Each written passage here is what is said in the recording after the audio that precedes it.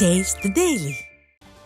திருப்பூர் மாவட்டம் பல்லடம் அருகே 15 ஆண்டுகளுக்கு முன்பு கட்டப்பட்ட சமுதாய நலக்கூடத்தை வர்ணம் பூசி புதிய கட்டிடம் என கூறி திறப்பு விழா அறிவித்த திமுக ஊராட்சி மன்ற தலைவருக்கு பொதுமக்கள் கடும் கண்டனம் தெரிவித்துள்ளனர். அக்ரஹாரப்புத்தூர் பகுதியில் ஏற்கனவே பயன்பாட்டில் இருந்த சமுதாய நலக்கூடத்தை வர்ணம் பூசி 40 லட்சம் ரூபாய் மதிப்பீட்டில் புதிதாக கட்டப்பட்டதாக கூறி திமுக ஊராட்சி மன்ற தலைவர் மூர்த்தி திறப்பு விழாவிற்கு அமைச்சரை அழைத்திருந்தார். இதற்கு அப்பகுதி அதிமுகவினரும் பொதுமக்களும் எதிர்ப்பு தெரிவித்ததால் திறப்பு விழாவை அமைச்சர் சாமிநாதன் ரத்து செய்தார்.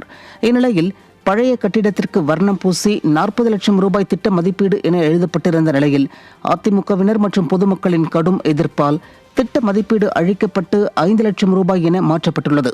எங்கும் ஊழல், எதிலும் ஊழல் என மக்கள் நலன் குறித்து சிறிதும் அக்கறையின்றி நிர்வாகத்திறனற்ற ஸ்டாலின் அரசு செயல்படுவதாக பொதுமக்கள் குற்றம் சாட்டியுள்ளனர். மங்களம் ஊராட்சி இன்று சமுதாய கூடம் திறப்புலா நிகழ்ச்சி நடைபெறுவதாக இருந்தது. இதற்கு என்ன காரணம் என்றால் 2003 சோ ராமசாமி அவர்களுடைய பண்டிலே கட்டப்பட்ட கட்டடம் மறுபடி பொது நிதியிலிருந்து 7 லட்சம் ரூபாய் மதிப்பீடிலே இன்று வர்ணம் பூசி இன்று முடிக்கப்பட்ட பணி, அவசர கோலத்தில் செய்யப்பட்ட பணி. இன்று அமைச்சர் வந்து 40 லட்சம் ரூபாய் மதிப்பீடிலே திறப்பதாக அறிவித்திருந்தார்கள். அரசாங்கத்தினுடைய கெச்சட்டிலையும் அமைச்சருடைய ப்ரோக்ராம்ஸ்லையும் 40 லட்சம் ரூபாய் மதிப்பீடு என்கின்ற அந்த லிஸ்ட்டு வந்திருந்தது.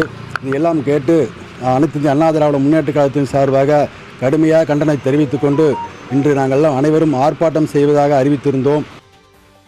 சிவகங்கை மாவட்டம் திருப்புவனத்தில் பிரேக் பிடிக்காமல் ஓடிய அரசு பேருந்தை முண்டுக்கல்லை போட்டு நிறுத்திய சம்பவம் பயணிகளை அதிர்ச்சியில் ஆழ்த்தியது. அரசு நகர பேருந்தில் புறப்பட்ட சிறிது நேரத்திலேயே பிரேக் பிடிக்கவில்லை என கூறப்படுகிறது. இதனால் அதிர்ச்சியடைந்த பயணிகள் சிலர் குறைவான வேகத்தில் ஓடிய பேருந்திலிருந்து குதித்த நிலையில் சாலையில் நடந்து சென்றவர்கள் சாலையோரம் கிடந்த கல்லை தூக்கி போட்டு பேருந்தை நிறுத்த முயன்றனர். பின்னர் நடத்துனர் இறங்கி டயர் முன் முண்டு கற்களை தூக்கி போட்டு ஒரு வழியாக பேருந்தை நிறுத்தினார். இதை கண்ட பொதுமக்கள் அரசு பேருந்துகளை முறையாக பராமரிக்காமல் விளம்பர மாடல் ஸ்டாலின் அரசு மக்கள் உயிரோடு விளையாடுவதாக குற்றம் சாட்டினர்.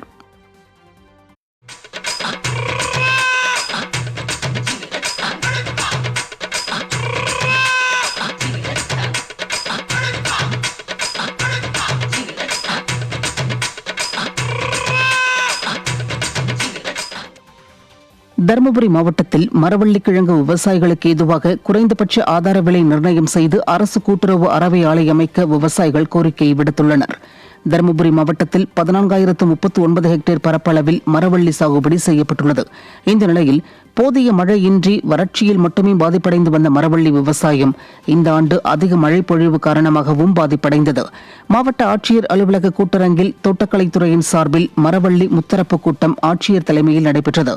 இதில் கலந்து கொண்ட விவசாயிகள் தருமபுரி மாவட்டத்தில் அரசு கூட்டுறவு அறவை ஆலை அமைத்து மரவள்ளிக்கிழங்கு விவசாயிகளுக்கு உற்பத்திக்கு ஏற்றாற்போல் குறைந்தபட்ச ஆதார விலை நிர்ணயம் செய்து கொடுக்க வேண்டும் என கோரிக்கை விடுத்தனர்.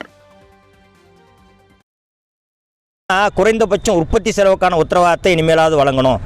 ஒரு பொருள் உற்பத்தி பண்ணால் அந்த உற்பத்தி காசாவது கிடைச்சா தான் இனிமேல் விவசாயம் பண்ண முடியும். இதே நிலையில் போனால் நாங்கள் மரவள்ளி பயிர் பண்ண முடியும். அதனால் மாவட்டத்துக்கு ஒரு குறைந்தபட்சம் ஒரு கூட்டுறவு மரவள்ளி அறவை ஆலையாவது உற்பத்தி பண்ணி கொடுக்கணும்.